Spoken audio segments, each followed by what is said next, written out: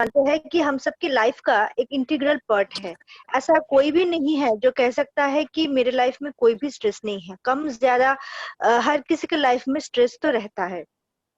अब ये स्ट्रेस जब हम ये सिचुएशन मतलब पैंडेमिक सिचुएशन में जब डिस्कस कर रहे हैं, तो इसका एक अलग ही मात्रा है। जैसे कि एक अबनॉर्मल सिचुएशन है और स्ट्रेस बहुत ही एक नॉर्मल रिएक्शन है ये अबनॉर्मल सिचुएशन में। ये स्ट्रेस क्या होता है? क्या हमेशा स्ट्रेस का मतलब ये नेगेटिव होता है? बिल्कुल नहीं। स्ट्रेस पॉजिटिव भी हो सकता है, जिसको हम कहते हैं यूस्ट्रेस। यूस्ट्रेस क्या करता है? यूस्ट्रेस हम लोगों को मोटिवेट करता है काम करने के लिए।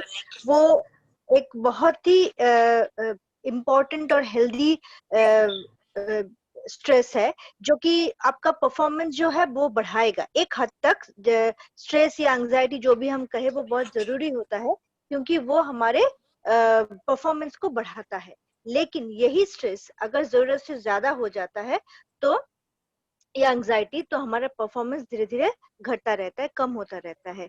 जैसे कि एग्जाम के टाइम में शायद हम सब ने ही नोटिस किए होंगे, जब हम लोग स्कूल कॉलेज में थे, कि जब बहुत ज्यादा टेंशन हो जाता है तो हम लोग भूल जाते हैं कि क्या लिखना है। तैयार थे पर लिख नहीं पा रहे हैं। तो ये एक जगह है जो कि डिस्कस करना बहुत जरूरी है।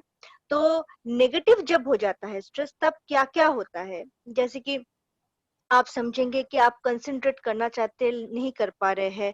आप पढ़ रहे हैं, लेकिन एक ही जगह 3-4 लाइन बार-बार पढ़ रहे हैं, उसका मतलब समझ नहीं आ रहा है, ज़्यादा टाइम जा रहा है, या फिर आपका नींद का प्रॉब्लम हो रहा है, ऐसे या फिर एपेटाइट आपका कम या ज़्यादा भी हो सकता है। ये सारी चीज़ ही स्ट्रेस की वजह से होता है। जी। तो सर जी मैम। आप स्ट्रेस के रिगार्डिंग क्या लाइट करेंगे? जी बेसिकली जैसे मैम ने बताया, काफी हद तक बताया कि स्ट्रेस दो प्रकार का होता है। सबसे first is the use stress, जो कि पॉजिटिव स्ट्रेस है, और दूसरा स्ट्रेस होता है क्रोनिक स्ट्रेस या जो नेगेटिव स्ट्रेस होता है, जिसके कारण काफी हद तक पेशेंट्स में प्रॉब्लम्स या हेल्थ कॉन्सिक्वेंसेस प्लस साथ ही साथ कुछ मेंटल हेल्थ इश्यूज पाए जा सकते हैं। जहां यूज स्ट्रेस इंसान को जहां यूज स्ट्रेस इंसान को ऊपर लेकर जाता है, वही जो स्ट्रेस नेगेटिव सेंस में हम बोलें, वह इंसान को काफी हद तक नीचे लेकर जा सकता है। तो स्ट्रेस हर इंसान को होता है, बच्चे को भी है, टीनेज को भी है, और बड़ों को भी स्ट्रेस है। पर जब ये स्ट्रेस आपके ऑक्यूपेशनल, आपके प्रोफेशनल, आपके पर्सनल और इंटरपर्सनल रिलेशनशिप में खराबी डालना शुरू करता है, तब हम उसको एक बीमारी लेबल कर सकते हैं। पेशेंट को स्ट्रेस के कारण बहुत सी प्रॉब्लम्स हो सकती हैं, जैसे कि एंजाइटी हो सकती है, पेशेंट को घबराहट हो सकती है, पेशेंट को डर लग सकता है, पेशेंट को नींद की प्रॉब्लम यानी कि स्लीप प्रॉब्लम्स हो सकती हैं, उसके एपेटाइट में फर्क पड़ सकता है, उसकी माइंड और बॉडी रिलैक्स नहीं रहती है, और डेफिनेटली उसको काफी हद तक डिस्ट्रेस सी फीलिंग रहती है। तो ये है basically stress according to me. जी सर, जैसा कि मैम ने बताया कि यू स्ट्रेस और डी स्ट्रेस, और आपने बताया कि वो स्ट्रेस कब हमारे लिए प्रॉब्लम बनता है, तो इस चीज के लिए हम आगे बात करते हैं कि स्ट्रेस बेसिकली आना ठीक है या नहीं है। मैम जैसा आपने बताया कि ये स्ट्रेस जो है कि एक यू स्ट्रेस है और एक डी स्ट्रेस है। यू स्ट्रेस आपने बताया कि वो एक अच्छा स्ट्रेस हो गया जो हमारे लिए हमें मोटिवेट कर रहा है। तो क्या आप एक इसको एग्जाम्पल के साथ हमें एक्सप्लेन करेंगे ताकि हमारे जो ऑडियंस है उसको अच्छे से समझ सके? जी बिल्कुल। जैसे कि मानिए मेरा सामने एग्जाम है, एक हफ्ता बाकी है, और मुझे बिल्कुल टेंशन ही नहीं हो रहा है, तो हम पढ़ेंगे नहीं। तो अगर मिनिमम मोटिवेशन नहीं रहेगा, तो मेरा परफॉर्मेंस ठीक नहीं रहेगा, मेरा रिजल्ट भी ठीक नहीं आएगा। तो ये बहुत ही जरूरी है। और मैं जब स्टूडेंट पॉपुलेशन के साथ काम करती हूँ, तो ये दोनों तरीके की प्रॉब्लम्स ही मुझे दिखता है। एक तो बहुत ज्यादा जो टेंशन कर रहे हैं, बहुत पढ़ रहे हैं, लेकिन उनको ये जानकारी नहीं है, कॉन्फिडेंस ही नहीं है कि उनको पता है, तो इस वजह से टेंशन आ जाता है, और जो परफॉर्मेंस को बहुत ज्यादा नुकसान पहुंचाता है। काफी बार मैंने ऐसा देखा है कि एग्जाम से पहले 2-3 रात ये लोग सोते नहीं है, सिर्फ पढ़ते रहते हैं। तो इससे स्ट्रेस बहुत बढ़ जाता है, और ये मतलब अपने जो इम्यून सिस्टम उसको भी अटैक करता है। कभी कभी एग्जाम से पहले उनका लो बीपी हो जाता है, वो हॉस्पिटल में एडमिट हो जाता है। तो ये जो पार्ट है स्ट्रेस का, ये बहुत ही हानिकारक है। और जब तक ऐसा है कि हाँ एग्जाम आ रहा है, ठीक है मुझे पढ़ना है, थोड़ा मैं ऑर्गेनाइज कर लेता हूँ, ये एक हफ्ते को मैं कैसे डिस्ट्रीब्यूट करूँ सब्जेक्ट्स के बीच में, ये सारी चीज अगर मैं प्लानिंग के साथ कर सकता हूँ। कभी कभी प्लानिंग के लिए वो लोग हमारे पास भी आते हैं, तो विद हेल्प ऑफ थेरेपिस्ट वो लोग एक चार्ट वगैरह बनाते हैं, और अगर उसको हम लोग मॉनिटर करते हैं, वो फॉलो करते हैं, तो देख ये खुद भी कोई कर सकता है, ऐसा नहीं कि थेरेपिस्ट के पास ही जाना है, ये खुद भी हम लोग कर सकते हैं। मेन थिंग है कि आपको प्रायोरिटाइज करना है। जो आपका अगर स्ट्रेस बहुत हेल्दी लेवल पे रहेगा, जैसे कि सर ने कहा था कि आपका सोशल ऑक्यूपेशनल फंक्शनिंग में डिस्टरबेंस नहीं है, आप अपना काम कर रहे हो, तो तब आप ये प्रायोरिटाइजेशन भी कर सकते हो कि कौन सा मुझे पहले पढ़ना है, जी मैम कौन प्लीज। सा जी बाद में पढ़ना है। ये सारे चीज एक सुंदर तरीके से ये लोग ऑर्गेनाइज करके पढ़ सकते हैं। तो बेसिकली एग्जाम टाइम को जैसे कि स्टूडेंट्स के साथ मैं काम करती हूँ, मैं ज्यादा देखती हूँ कि ये स्ट्रेस मैनेजमेंट बहुत ही जरूरी है, कि कितना तक हमको ये आगे बढ़ाने के काम कर रहा है, और किसके बाद ये एक्चुअली मुझे मेरा परफॉर्मेंस को हिंडर कर रहे हैं। इसके साथ मैं और भी एक चीज कहना चाहती हूँ कि कुछ कुछ पर्सनालिटी ट्रेट्स होते हैं या टाइप्स जो हम कहे, जिसके वजह से स्ट्रेस हम लोग ज्यादा ले लेते हैं। कभी कभी होता है कि सिचुएशन स्ट्रेसफुल होता है, कभी कभी उस सिचुएशन को हम कैसे परसीव कर रहे हैं, उसके प्रति कैसे रिएक्ट कर रहे हैं, उसके ऊपर डिपेंड करता है कि स्ट्रेस बिल्ड होगा या नहीं। तो ये परसेप्शन जो है, ये किसी किसी का मतलब एक ही सिचुएशन में किसी ने अच्छे से काम करके निकल गया, और कोई ठीक से नहीं कर पा रहा है। जो नहीं कर पा रहा है उनका क्या क्या ट्रेड्स रह सकता है, जैसे कि एक बहुत ही कॉमनली दिखता है ये ट्रेड जिसको हम कहते हैं परफेक्शनिज्म। मतलब मुझे हर काम बहुत ही सही से करना है। अब ये सही से करने के लिए मेरा जो डेडलाइन है वो चला जा रहा है, मैं टाइम पे काम खत्म नहीं कर पा रहा हूँ, और बाकी काम भी पेंडिंग रह रहा है, तो ये तो डेफिनेटली स्ट्रेस क्रिएट करेगा। तो ये परफेक्शनिज्म बहुत ज्यादा अगर किसी के अंदर है तो ये स्ट्रेस क्रिएट कर सकता है। दूसरा जो है वो है कंट्रोल। कोई कोई है कि काम को डिस्ट्रीब्यूट नहीं कर सकते। This time I am not talking about only exam और पढ़ाई। ये मान लीजिए कि बच्चे लोग जो हॉस्टल में रहते हैं वो लोग काफी सारे सोशल एक्टिविटीज करते हैं। जैसे कि अभी दिवाली आ रहा है, दिवाली में हमारे वहां पे तो इल्यूमिनेशन बोल के एक प्रोग्राम होता है, जहाँ पे बहुत सारे इस बार नहीं हो रहा है पर होता है कि काम बहुत सारा काम रहता है जो अपने वो पूरे टीम के अंदर डिस्ट्रीब्यूट कर लेते हैं।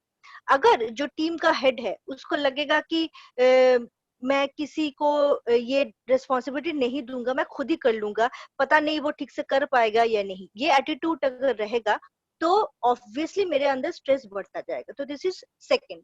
थर्ड है पीपल प्लीजिंग। मुझे हमेशा का लगता है कि मुझे लोगों को खुश करना है, तो ये एटीट्यूड की वजह से काफी परेशानी आता है कि ये पॉसिबल ही नहीं है आपके लिए, किसी के लिए भी, कि आप आपके आसपास के 10 12 30 जितने भी लोग हैं उनके अनुसार फ्लेक्सिबल बनो। जो हो सकता है आप रह सकते हो, और बाकी जो भी लोग ये आपको पसंद कर रहे हैं उनके साथ आप रहो।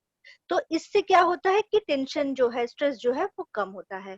और चौथा और आखिरी पॉइंट है कॉन्फिडेंस, जिसकी बात मैं पहले भी कर रही थी कि कॉन्फिडेंस अगर मेरे अंदर सही से नहीं है, मुझे हमेशा लगता है कि मैं जितना कर रहा हूँ वो कम है, तो स्ट्रेस रह जाएगा। जितना भी मैं एफर्ट डाल लूं लेकिन मेरा अंदर स्ट्रेस रह जाएगा। जी मैम, जी thank you very much ma'am. Sir basically हम ये जानना चाहते हैं कि मैम ने हमें काफ़ी अच्छे से एक्सप्लेन किया कि सोशली, पर्सनली और प्रोफेशनली हमें स्ट्रेस किस लेवल पे डिस्टर्ब कर सकता है। जैसा आपने बताया कि उसकी डिस्टर्बेंस है तभी हमें हमें इसके लिए स्टेप उठाने चाहिए। आप ये बताइए कि सर स्ट्रेस जो है अनअवॉइडेबल हार्म टू हेल्थ है या नहीं? डेफिनेटली स्ट्रेस थोड़े लिमिट तक यदि हम यूज स्ट्रेस की बात करें तो वह फायदेमंद है। बिकॉज जैसे मैम ने बताया कि पेपर है नेक्स्ट वीक या 4 दिन बाद पेपर है, तो बच्चे को एक मोटिवेशन होगी, थोड़ा बहुत स्ट्रेस लेना जरूरी भी है। पर जैसे कि बहुत से स्टूडेंट्स, इनफैक्ट मैं अपने भी बात बताऊं, हम एग्जाम से पहले क्या करते हैं, सोते नहीं है। डेफिनेटली पर्टिकुलरली वो उसके कारण हमारी हेल्थ खराब होती है। तो हमें स्ट्रेस उतना ही लेना चाहिए जितना हमारी बॉडी और जितना हमें थोड़ा सा ही स्ट्रेस या थोड़ा बहुत लेना चाहिए जितना हमारे को फायदा हो। ज्यादा स्ट्रेस डेफिनेटली खराब होगा ही होगा, बिकॉज जब ज्यादा स्ट्रेस होगा तो बहुत सी बार पेशेंट्स में घबराहट से लक्षण होते हैं, हेडेक होता है, नींद की प्रॉब्लम होती है, डर लगता है, जैसे मैम ने बताया परफेक्शनिज्म, या जैसे मैम ने बताया प्लीज ऑल द पीपल, या जैसे मैम ने एक और चीज बताई थी कि हाँ रिस्पॉन्सिबिलिटी लेना। डेफिनेटली रिस्पॉन्सिबिलिटी अगर इंसान खुद लेता है तो डेफिनेटली वो उतना डेफिनेटली कर पाएगा, पर एक पर्टिकुलर एज में मैम कहना चाहूंगा पर्टिकुलर एज तक वो रिस्पॉन्सिबिलिटी ले सकता है। जैसे जैसे एज बढ़ती है उसका स्ट्रेस लेवल उतना ही बढ़ जाता है, तो स्ट्रेस को आई थिंक उतना ही लीजिए जितना आप बर्दाश्त कर सकते हैं। कोई भी चीज एक्सेस में होगी तो डेफिनेटली आपको नुकसान करेगी ही करेगी। अब रही रिस्पॉन्सिबिलिटी की बात, टीम लीडर जो होते हैं डेफिनेटली वो अपनी टीम के रिस्पॉन्सिबल होते हैं। कोई क्रिकेटर का टीम लीडर होता है डेफिनेटली रिस्पॉन्सिबल होता है, पर उसकी ड्यूटी बनती है कि आपस में टीम मेंबर्स में कोऑर्डिनेशन बना के रखें, और उसको एक कॉन्फिडेंस होना चाहिए, जैसे मैम ने बताया कि वह काम कर सकते हैं। जो इंसान नहीं काम कर सकता वो कभी नहीं करेगा, जो इंसान करना चाहता है डेफिनेटली कुछ ना कुछ गलती करके करेगा। और कोई भी इंसान टीम लीडर या कोई भी इंसान बराबर नहीं होता है। कोई इंसान जल्दी रिस्पॉन्सिबिलिटी करता है तो कोई इंसान थोड़ा लेट, पर तरीके उनके अलग अलग होते हैं। With the passage of time वो अलग अलग रिस्पॉन्सिबिलिटी निभा सकते हैं। तो स्ट्रेस उतना ही लीजिए जितना बॉडी के लिए, जितना आप बर्दाश्त कर सके, जितना बॉडी बर्दाश्त कर सके। आपका ऑक्यूपेशनल, आपका पर्सनल, आपका रिलेशनशिप खराब ना हो, आपका प्रोफेशनल खराब ना हो। और यदि स्ट्रेस ज्यादा कोई लेता है तो उसमें डेफिनेटली क्या क्या लक्षण आते हैं, जैसे मैंने बताया घबराहट, डर, शरीर में कपकपाहट सी, बेचैनी सी रहती है, डिस्ट्रेस सा काफी रहता है। बहुत से पेशेंट्स को सोमैटिक कंप्लेंट्स होती हैं, पेट खराब रहता है, अर्ज होते हैं वॉशरूम जाने की बार बार, या वो डेफिकेशन की अर्ज होती है। इसके अलावा नींद की प्रॉब्लम होती है, और बहुत सी बार उनको रेस्पिरेटरी डिस्कम्फर्ट भी हो सकता है। तो स्ट्रेस उतना ही लेना चाहिए जितना जरूरी है। बाकी यदि excess of everything is bad जैसे कहा जाता है, तो एक्सेस ऑफ स्ट्रेस मेरे अकॉर्डिंगली इज बैड, एंड उस केस में you need to consult a nearby psychiatrist or you need to consult a nearby psychologist. जी sir, thank you very much. Ma'am ने जैसे बताया और आपने जैसे बताया, तो बेसिकली स्ट्रेस जो है वो कहीं ना कहीं हमें बॉदर तो करता है, लेकिन उसकी बॉदरनेस की वजह से अगर हमारी रूटीन में डिस्टरबेंस आती है तब जाके हमें साइकोलॉजिस्ट या साइकेट्रिस्ट के पास जाना चाहिए, या उसकी मैनेजमेंट के लिए हमें वर्कआउट करना चाहिए। जी सर, तो बेसिकली यहाँ पे एक क्वेश्चन उठता है कि स्ट्रेस के क्या कारण हो सकते हैं। मेरे हिसाब से तो स्ट्रेस के ये कारण हो सकते हैं कि मेरे ऊपर अगर कहीं से प्रेशर है मेरे पेरेंट्स का कि मुझे एग्जाम में स्कोरिंग करनी है तो 90% या 90 अबव आने चाहिए, तो मैं कहीं ना कहीं स्ट्रेस होऊंगा या नहीं। या फिर मेरे को किसी तरह का कोई डर हो कि मैं ये काम कर सकता हूं या नहीं, तो भी मेरे को स्ट्रेस होगा या नहीं। मैम आप इस बारे में क्या कहेंगे, कॉजेस के अंदर क्या क्या आता है स्ट्रेस के? एक तो जो मैंने पर्सनालिटी ट्रेट्स कहा, ये 4 जो ट्रेट्स है वो जिनके अंदर है या जिन लोगों के अंदर ज्यादा है उनको समझ आ रहा होगा कि ये स्ट्रेस वो लोग इजीली ले लेते हैं। दूसरी बात है कि एक्सपेक्टेशन, चाहे वो मुझे अपने से हो या मेरे फैमिली मेंबर्स, मेरे टीचर्स को, मेरे पीयर्स को मुझसे हो, तो ये एक्सपेक्टेशन का प्रेशर अगर रहेगा मेरे ऊपर तो हमेशा ही स्ट्रेस रहेगा। अगर मतलब वही लोग क्या कहेंगे, कैसे रिएक्ट करेंगे। जैसे कि मान लीजिए एक मैल एडेप्टिव हैबिट की मैं बात कर रही हूँ जिसको कहते हैं सब्सटेंस अब्यूज, चाहे वो सिगरेट हो, चाहे वो अल्कोहल हो, चाहे वो ड्रग्स हो। तो ये जो एडोलेसेंट से अर्ली अडल्टहुड तक हम लोग ज्यादा देखते हैं ये प्रॉब्लम होता है। क्यों होता है? इसका कारण यही है कि बच्चे लोग अपने पीयर प्रेशर में रहते हैं कि तू ये नहीं कर सकता, मतलब तू तो है ही नहीं, कि तू क्या है, तू कुछ नहीं है। और काफी तरीके की बुली ये लोगों को सुनना पड़ता है। इस वजह से ये लोग सोचते हैं कि ठीक है कर लेते हैं। अब हर एक का लेने का जो क्षमता है वो सेम नहीं रहता। कोई कोई ये सारे चीजें लेने के बाद भी अपना काम वगैरह सब कर लेते हैं। कोई कोई एकदम ही उसको लेने के बाद उनका जो है पूरा फंक्शनिंग में बहुत सारा डिस्टरबेंस आ जाता है। तो इसीलिए ये एक प्रॉब्लम हो जाता है। जो एक्सपेक्टेशन है उसके अनुसार अगर हम लोग हमेशा ही ये सोचते रहेंगे कि मतलब एक होता है रियल सेल्फ, दूसरा होता है आइडियल सेल्फ, कि मैं ऐसा हूँ और मुझे वहां पहुंचना है। इन दोनों में अगर बहुत ज्यादा गैप रहता है तो उससे स्ट्रेस बढ़ता है। मुझे अपने आप को पहले समझना पड़ेगा कि मैं क्या हूँ, मेरा एबिलिटी क्या है। उस अनुसार अगर मैं परफॉर्मेंस करूंगा तो ठीक है। और अगर मुझे लगेगा कि नहीं, मुझे वहां पे पहुंचना है, उसके लिए मतलब ज्यादातर मैंने देखा है कि एक बच्चे ने किसी सब्जेक्ट में मान लीजिए पास मार्क्स नहीं आया, नेक्स्ट टाइम उसका टारगेट रहता है कि मुझे 80% लाना है। तो इसके बीच में भी तो कुछ होता है कि मुझे 50-60 का मैं अगर एक टारगेट सेट करूंगा तो शायद मैं स्ट्रेस फ्री होकर पढ़ सकूंगा। तब मैं 60 नहीं तो कम से कम 50% अचीव कर लूंगा, नेक्स्ट टाइम उससे ज्यादा। तो ये धीरे धीरे स्टेप वाइज हम लोग आगे जा सकते हैं। या फिर कभी कभी होता है कि बहुत कॉम्पिटिटिवनेस रहता है अपने अंदर कि मेरा वो फ्रेंड आगे चला गया, मेरा ये फ्रेंड अच्छा कर रहा है, मैं क्यों नहीं कर पाऊँ, उसको अच्छा इंटर्नशिप लग गया, इसका अच्छा जॉब लग गया, तो मुझे नहीं हो रहा है। तो मैं हमेशा ही कहती हूँ कि आपको अगर कंपटीशन इज नॉट अनहेल्दी, जब जब तक आप उसको उसके लिए सही से परफॉर्म कर रहे हैं। लेकिन अगर ये कंपटीशन सबसे ज्यादा मतलब आपके लिए फ्रूटफुल होगा तभी जब आप ये कंपटीशन अपने आप से करेंगे। मतलब आपका जो अभी का परफॉर्मेंस है उसको आप टारगेट सेट कीजिए और नेक्स्ट टाइम पे इस इससे ज्यादा अच्छा करना है, इससे बेटर करना है, ये गोल अगर सेट करते हैं तो आपको टेंशन नहीं रहेगा और जितना भी इम्प्रूवमेंट होता है उससे आपका कॉन्फिडेंस बढ़ेगा। ऐसे करने से स्ट्रेस भी कम होता है। तो आप कैसे परसीव कर रहे हैं उसके ऊपर डिपेंड करता है कि स्ट्रेस होगा या नहीं। जी मैम, आपने जो बहुत अच्छा बताया कि हमें जो एक्सपेक्टेशन रखनी है वो रियलिस्टिक रखनी है। अनप्रिडिक्टेबल, अनरियलिस्टिक हमें एक्सपेक्टेशन नहीं रखनी चाहिए। आप thank you for this information. Sir, basically आप ये बताइए कि ये स्ट्रेस के जो कॉजेस हैं, या फिर मैं इसको ऐसे बोलूं कि क्या मेरे को कैसे पता चलेगा कि मैं ओवर स्ट्रेस्ड हो रहा हूँ, कि मेरे को स्ट्रेस जो है ये यू स्ट्रेस ना हो कि डी स्ट्रेस है। जी, थैंक यू मैम, आपने बहुत ही बढ़िया बताया सिंपल भाषा में, जो कि समझ आया कि डेफिनेटली कुछ पर्सनालिटी ट्रेट्स होते हैं which are more prone to anxiety और डिप्रेशन और स्ट्रेस, जैसे कि आपने वो पॉइंट्स बताए। सेकेंडली, कंपटीशन को डेफिनेटली हेल्दी लेना चाहिए और अपने आप से लेना चाहिए। अगर कोई बच्चा अभी कोई कम स्कोर करता है तो definitely next time better performance के लिए उसको बेटर उसको शेड्यूल बनाना पड़ेगा। और रही बात परसेंटेज वाइज 90%, 80%, हमें बिल्कुल सी टारगेट आप हाई रखेंगे तो आपका स्कोर उतना उसके लेवल तक पहुंचेगा। पर डेफिनेटली बिल्कुल पागल भी नहीं होना है कि मेरे को फर्स्ट आना है, फर्स्ट आना है। देखिए, फर्स्ट आना है, सेकंड आना है, थर्ड आना है। आज एक मैंने डॉक्टर प्रतीक को मैसेज भेजा था जिसमें there was a first, second और थर्ड। जो थर्ड पर्सन आया था वो ट्रॉफी लेके खुश था कि मैं थर्ड हूँ। तो बेसिकली हैप्पीनेस ऐसे नहीं कि फर्स्ट आने पे ही होनी चाहिए, हैप्पीनेस सेकंड आने पे भी होनी चाहिए, थर्ड पे आने पे नहीं होनी चाहिए। एक एग्जांपल मैं देना चाहूंगा कि जब अभी किसी के बेटे ने 10th फेल हो गया था सीबीएसई में, तो उसके फादर ने पार्टी दी थी कि भाई तू this is a motivation factor for him, भी कुछ नहीं होता, अभी चांस है, तो यू विल डू बेटर। और मैम सरप्राइजिंगली आप हैरान हो गई, उसने ही perform very well and he got a better score above 85%।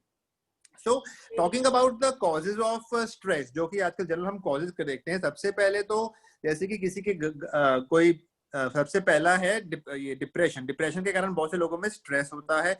उसके अलावा जो कारण होते हैं कि किसी का तलाक हो जाए या डिवोर्स हो जाए या रिलेशनशिप इश्यूज, बॉयफ्रेंड गर्लफ्रेंड का आजकल अहम है स्ट्रेस का, कि उसने मुझे ब्लॉक कर दिया, उसने मुझे फेसबुक से अनफ्रेंड कर दिया, उसने मुझे व्हाट्सएप पे ब्लॉक कर दिया। ये आजकल का एक मेन कारण बनता जा रहा है स्ट्रेस का।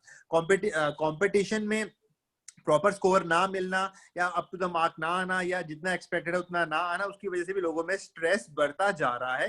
प्रॉपरली नौकरी ना मिलना, इतनी पढ़ाई लिखाई की फिर भी अच्छी नौकरी ना मिली, फिर भी लोगों में काफी हद तक स्ट्रेस बढ़ गया है। या जो लोग नशे का प्रयोग करते हैं, अल्कोहल का इस्तेमाल करते हैं, किसी प्रकार के नशीली पदार्थ का इस्तेमाल करते हैं, उन लोगों में भी बहुत से हद तक स्ट्रेस की संभावना बढ़ गई है। बच्चों को भी काफी स्ट्रेस रहता है, जैसे लॉकडाउन से पहले स्कूल में हॉलीडे होमवर्क कंप्लीट नहीं होगा, उनको इस चीज का स्ट्रेस है। अब लॉकडाउन के दौरान बच्चों को स्ट्रेस है कि वे अपने फ्रेंड से नहीं मिल पा रहे हैं, वे अपना रूटीन नॉर्मल कब होगा, अपना नॉर्मल स्कूल कब जाएंगे। बच्चों को आजकल इस चीज का, पढ़ाई का काफी स्ट्रेस है। तो कुछ पर्सनालिटी ट्रेट्स भी होती हैं which are more prone to anxiety, which are more prone to depression, तो उनमें भी बहुत से हद तक ये स्ट्रेस पाया जा सकता है। या इसके अलावा घर में काफी हद तक लड़ाई झगड़े हो या किसी में मार पिटाई देखी हो या कोई मार पिटाई का शिकार हो या या फिर किसी प्रकार के ट्रॉमा का शिकार हो, उन लोगों में भी काफी हद तक स्ट्रेस बढ़ गया है। अब रही बात कोविड-19 के दौरान बहुत से लोगों में स्ट्रेस बढ़ गया है भी, हम जिंदा रह पाएंगे कि नहीं रह पाएंगे, हमारा काम चलेगा कि नहीं चलेगा, there is insecurity, there is fear, there is apprehension, there is insomnia and various mental health problems have been precipitated. So ये कारण है जो कि स्ट्रेस के कारण होते हैं। अब दूसरा सवाल जो आपने पूछा कि हमें कैसे पता चलेगा कि हम ओवर स्ट्रेस्ड हैं या यूज स्ट्रेस्ड हैं, डेफिनेटली इसका यही आंसर है कि आपकी अगर स्ट्रेस से अगर आप हैंडल कर सकते हैं, आप बुलिंग को हैंडल कर सकते हैं, तो और in you are doing your occupational work normally, you doing a professional work, you relationship को तरीके से निभा रहे हैं, that means you can handle your stress very well. पर यही स्ट्रेस यही आपके तीनों डोमेन्स को खराब कर रहा है, तो हम इसको बोलेंगे कि the person is having too much of stress and definitely family functioning भी खराब हो रही है और उसका डेली रूटीन खराब हो रहा है, तो हम उसको बोलेंगे कि द पर्सन ही और she is taking excess of stress and I think that person needs the treatment. Thank you sir, आपने एक बहुत बढ़िया एग्जांपल दिया, जैसे कि आपने बताया कि फेलियर वाला, आपने बताया कि फेलियर का एग्जांपल आपने दिया, जिसके अंदर आपने बताया कि एक फादर ने अपने बेटे को वो फेलियर के लिए ट्रीट दिया। ऐसा सेम एग्जांपल हमारे सामने आया था, वो आया था अनुपम खेर का। अनुपम खेर भी 10th में अगर फेल हो गए थे, तो उनको फादर ने उनको ट्रीट दी थी। उनका ट्रीट देने का रीजन ये था कि हम अपने फेलियर से ना घबराएं, हम अपने फेलियर से ना घबरा के उसको एक्सपीरियंस के रूप में ले, और ताकि हम अपनी ग्रोथ को आगे कंटिन्यू कर सकें। आपने बहुत अच्छा बताया और आपने कॉजेस के बारे में बहुत अच्छा बताया। मैम, यहाँ पे क्वेश्चन आपसे मेरा ये है अब कि जो हमारा स्ट्रेस है, यू स्ट्रेस और डी स्ट्रेस में पर्सन टू पर्सन वरी करता है कि मेरा यू स्ट्रेस इस लेवल का है, सामने वाले का अलग लेवल है, तो हम लोग कैसे अपने यू स्ट्रेस और डी स्ट्रेस को फाइंड आउट कर सके?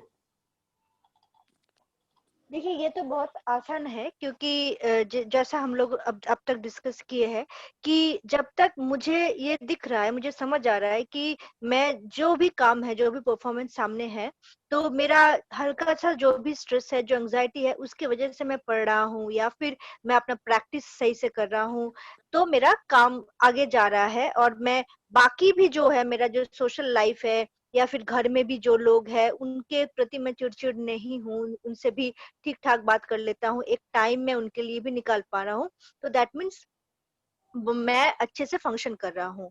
टाइम मैनेजमेंट यहाँ पे बहुत ही एक इम्पोर्टेंट चीज है, जिससे आपको समझ आएगा कि आप यू स्ट्रेस में है कि डिस्ट्रेस में। जब भी आपको लगेगा, आप देखेंगे कि आपका काम में ही पूरा वक्त जा रहा है और बाकी जो भी लाइफ है वहाँ आप बिल्कुल रिलैक्स नहीं कर पा रहे हैं, आप अपने आप को ब्रेक ही नहीं दे पा रहे हैं, तो आप धीरे धीरे आपको समझ आता जाएगा कि हाँ, मेरा काम जो है एक्चुअली में मेरा प्रोडक्टिविटी लो हो रहा है, मेरा नींद सही से नहीं हो रहा है या फिर ज्यादा हो रहा है, अपेटाइट भी कम ज्यादा हो रहा है। तो जब भी ये काइंड ऑफ एक कर्व जैसा है कि एक हद तक के ऊपर जाता रहेगा आपका परफॉर्मेंस, एंजाइटी ऊपर, परफॉर्मेंस भी ऊपर, फिर एक टाइम के बाद एंजाइटी तो ऊपर जाएगा लेकिन परफॉर्मेंस धीरे धीरे नीचे आता रहेगा। तो ये आप आपके जो भी फैकल्टी होंगे या आपके जो भी बॉस होंगे, उनके फीडबैक से भी आपको समझ आएगा। आप खुद देखेंगे कि आप अननेसेसरीली आपके फैमिली मेंबर्स के प्रति रूडली बिहेव कर रहे हैं, रिएक्ट कर रहे हैं, बहुत इरिटेबल हो रहे हैं, तो ये सारी चीज इंडिकेट करेगा। कभी कभी ये जो सर ने भी कहा था कि बाउल मूवमेंट में प्रॉब्लम आजकल बहुत ही कॉमनली लेके आते हैं, आईबीएस जिसको बोलते हैं, इरिटेबल बाउल सिंड्रोम, ये सारे टेंशन की वजह से होता है कि मेरे सामने मीटिंग है या फिर ऑफिस जाना है, तो सुबह उठने के बाद ही मेरा पेट में कुछ प्रॉब्लम हो रहा है, कभी कभी माइग्रेन हेडेक हो जाता है। और बाकी तो आगे जाए तो देखा जाएगा कि एक्यूट या क्रॉनिक स्ट्रेस के वजह से जो इम्यून सिस्टम है उसमें बहुत इफेक्ट पड़ता है, कार्डियोवास्कुलर प्रॉब्लम्स हो जाते हैं। तो ये सारे जब भी होते जाएंगे तो आपको समझ आएगा कि नहीं, मैं अभी स्ट्रेस में नहीं हूँ, धीरे धीरे मैं डिस्ट्रेस की तरफ जा रहा हूँ। जी मैम, आप लोगों की बात की मैं ये समझ पा रहा हूँ कि ये जो आपने बताया है कि जब हमारे डेली रूटीन के अंदर डिस्टरबेंस क्रिएट होनी शुरू हो जाए, स्ट्रेस की वजह से, एक प्रेशर की वजह से, एक थ्रेट की वजह से, तो हमें समझ जाना चाहिए हमारा स्ट्रेस का लेवल बढ़ रहा है और हमें किसी ना किसी तरह से इसको काउंट डाउन करना है। वो भले ही हम जाके साइकेट्रिस्ट के पास जाए, साइकोलॉजिस्ट के पास जाए या खुद उसके लिए टेक्निक यूज करें। तो मैम यहाँ प्रश्न उठता है कि हम कौन कौन से ऐसे स्टेप ले सकते हैं जिससे हमारे ये जो स्ट्रेस है वो ओवरकम हो सके। जी, अभी तक हम लोगों ने सिर्फ स्ट्रेस कैसे होते हैं और कैसे डेवलप करते हैं, क्या उसके हार्मफुल इफेक्ट्स है, इनको लेके डिस्कस किए। ये जो क्वेश्चन आपने किया, ये सबसे इम्पोर्टेंट पार्ट है कि स्ट्रेस तो है, हम लोगों को समझ आया, लेकिन इसको हम कैसे मैनेज करें। तो ये शुरू करने से पहले मैं एक कॉन्सेप्ट बहुत छोटे तरीके से मैं बताना चाहूंगी, जिसको कहते हैं रेजिलियंस। रेजिलियंस एक बहुत ही इंपॉर्टेंट पार्ट है स्ट्रेस मैनेजमेंट का, कि आपके अंदर रेजिलियंस क्या है। रेजिलियंस ये है कि आपका जो कोई भी स्ट्रेस आता है तो आप कैसे उसके प्रति फाइट बैक करते हैं।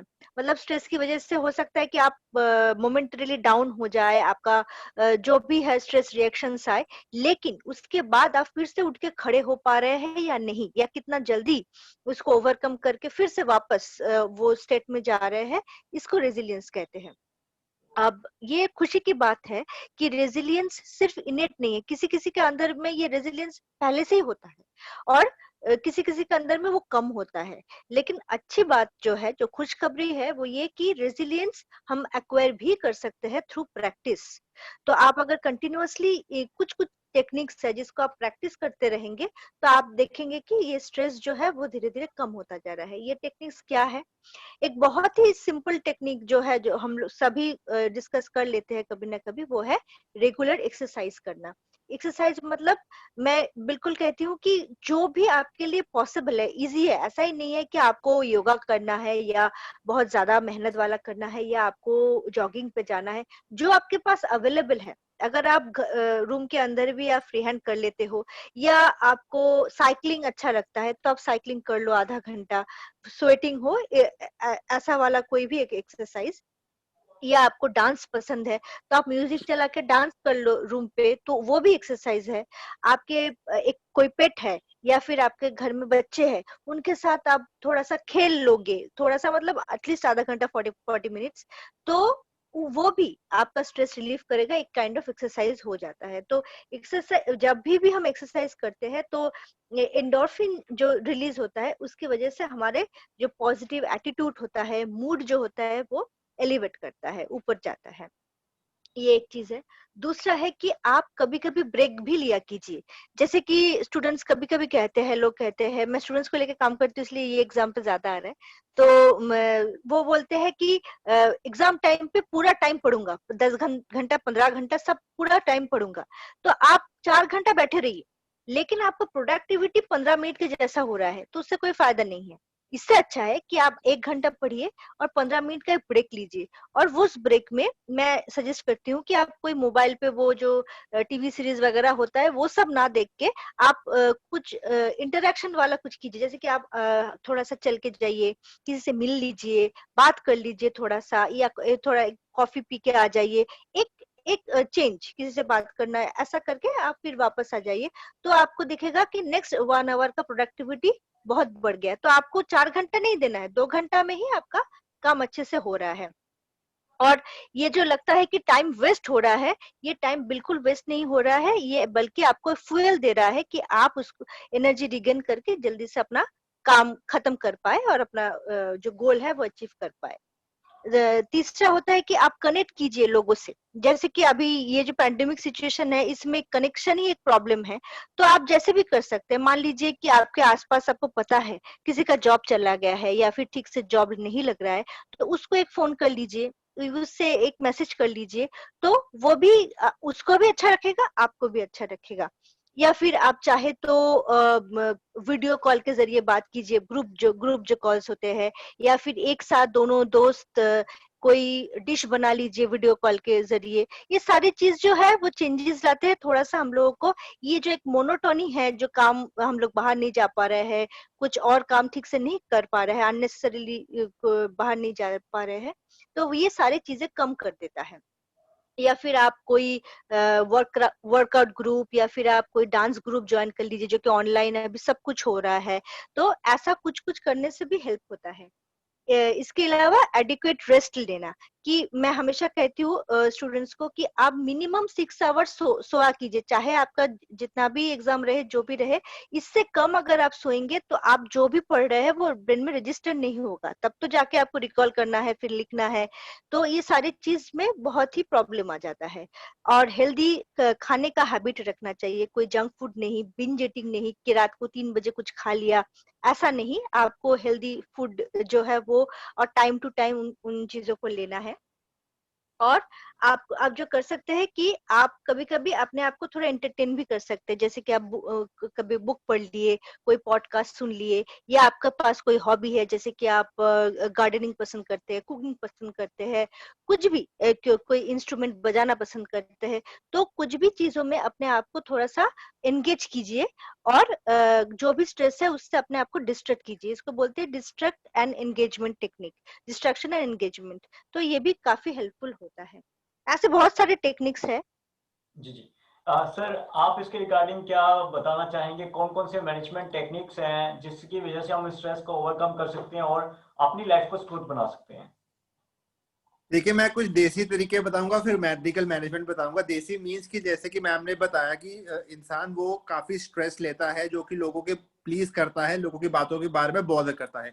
आई थिंक हमें लोगों की बातों में बॉदर नहीं करना चाहिए। We should stop pleasing people. हम कोई आइसक्रीम वाले नहीं है, यू नो, आइसक्रीम वाला ही कर सकता है। We can not make everybody happy as we are human beings. Number 2, responsibility उतनी ही लीजिए जितनी आप निभा सकते हैं। और यदि हम दूसरे पर्सन को अपने तरीके, देखिए कोई भी दो इंसान एक जैसे तो नहीं होते हैं, पर कुछ हद तक हम उसको चेंज कर सकते हैं, पर कुछ हद तक हमें एक्सेप्ट करना है कि वो हमारे तरीके की तरह नहीं निभा पाएगा। जैसे घर में तो ब्रदर या सिस्टर सेम नहीं होते हैं, वैसे कोई भी इंसान में 100% क्वालिटी सेम नहीं होती है।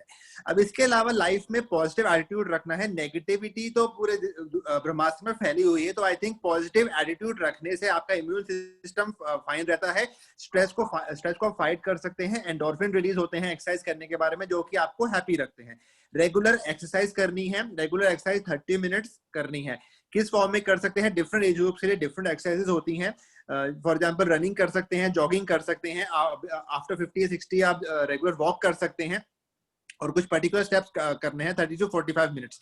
और डांस के शौकीन है, आप डांस कर सकते हैं। यदि आपको म्यूजिक या क्राफ्टर की शौकीन है, आप क्राफ्टर या डांस कर सकते हैं। और अगर आपको असर्टिव रहना है, अग्रेसिव नहीं होना है, किसी भी सिचुएशन को रिएक्ट नहीं करना है। You need to understand the situation. 2 minute back foot कीजिए, लंबे सांस लीजिए, फिर उसको रिस्पॉन्ड कीजिए। बिकॉज जब आप रिस्पॉन्ड करेंगे, हो सकता है कि आपके, जैसे मैम ने बताया, रेजिलियंस, आप you tend to improve your resilience. इसके अलावा आप रिलैक्सेशन एक्सरसाइज आप प्रैक्टिस कर सकते हैं। ये दिन में 2 से 3 बार करना है। जब भी स्ट्रेस आए, या जब भी स्ट्रेस आए, गुस्सा आए, या किसी प्रकार की एंजाइटी हो, गिनती उल्टी करना शुरू कर दीजिए। डेफिनेटली हो सकता है कि आपका स्ट्रेस कंट्रोल हो जाए। Yoga definitely has a important role in controlling anxiety, depression and other kind of mental health issues. Exercise regularly करनी है। ईट हेल्दी बैलेंस डाइट खाना है। ये नहीं कि ब्रेकफास्ट स्किप करना है, लंच स्किप करना है, या पूरी डाइट में, जैसे कोविड के दौरान आप जंक फूड खा सकते हैं। आपको डाइट प्रॉपर रखनी है। आपको एक्सरसाइज भी करनी है, थोड़ा बहुत जंक फूड भी खाइए, पर डेफिनेटली आपको रेगुलर हेल्दी डाइट खाना है। इसके अलावा अल्कोहल को, किसी प्रकार के नशीले पदार्थ को अवॉइड करना है, जो कि स्ट्रेस को ऐड ऑन करते हैं।